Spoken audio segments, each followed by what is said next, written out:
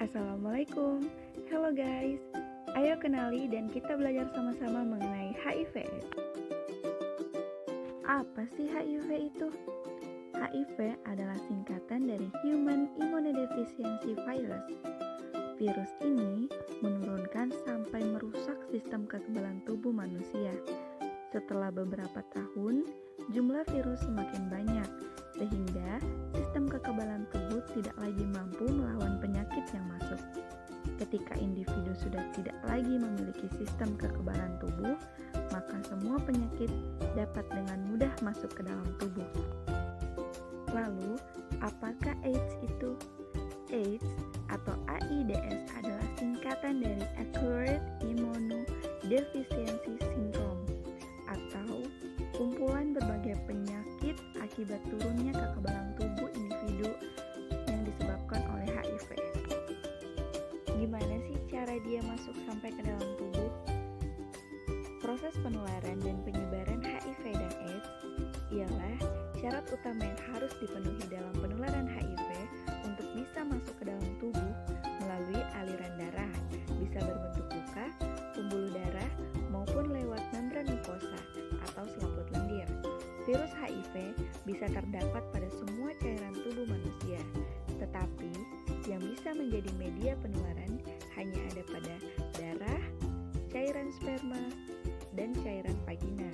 Dari ketiga cairan tersebut, HIV akan menular kepada orang lain jika ada salah satu jenis cairan orang yang terinfeksi HIV masuk ke dalam aliran darah orang yang tidak terinfeksi HIV. Namun, ada beberapa kegiatan yang dapat menularkan HIV. Yang pertama, hubungan seksual yang tidak aman, tidak menggunakan kondom atau alat pelindung dengan orang yang telah terinfeksi HIV. Yang kedua, penggunaan jarum suntik, tindik, tato yang dapat menimbulkan luka dan tidak disterilkan. Dipergunakan secara bersama-sama dan sebelumnya telah digunakan oleh orang yang terinfeksi HIV. Yang ketiga, melalui transfusi darah yang terinfeksi HIV. Lalu, yang keempat, ibu hamil yang terinfeksi HIV pada anak yang dikandungnya pada saat bayi masih berada di dalam rahim melalui plasenta, dan juga pada saat proses persalinan, bayi terpapar darah ibu atau cairan vagina. Lalu, setelah proses persalinan melalui air susu ibu.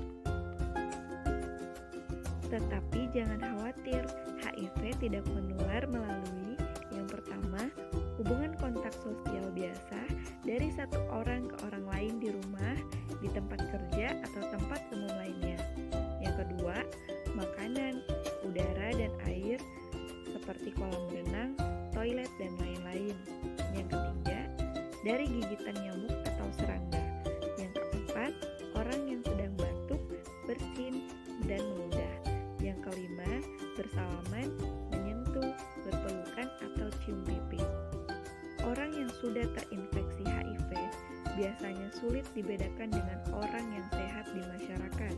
Mereka masih dapat melakukan aktivitas, badan terlihat sehat, dan masih dapat bekerja dengan baik. Seseorang tidak akan tahu apakah dia terinfeksi HIV dan AIDS atau tidak tanpa melakukan tes HIV dan AIDS lewat contoh darah dalam tubuhnya atau bisa disebut dengan tes darah.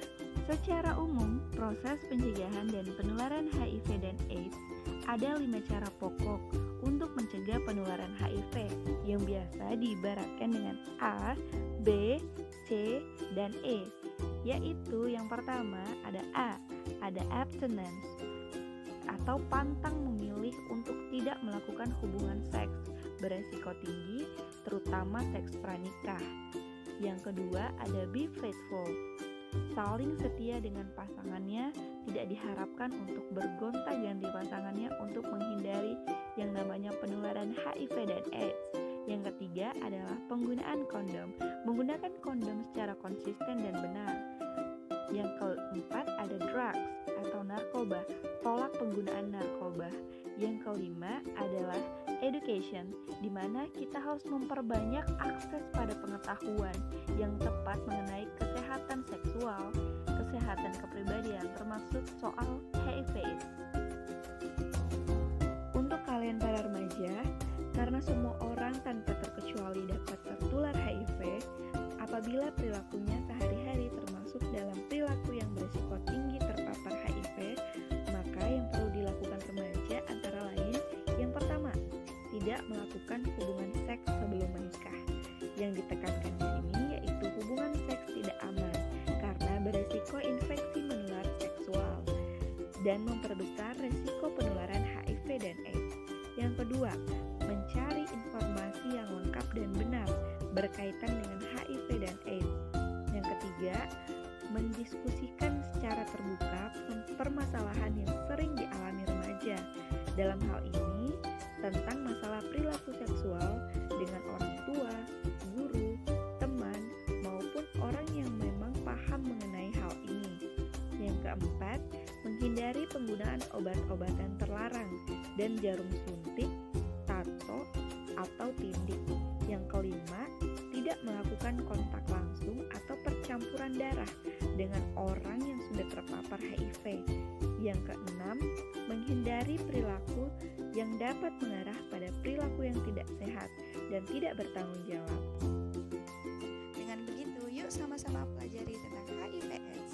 Ada brosurnya juga loh.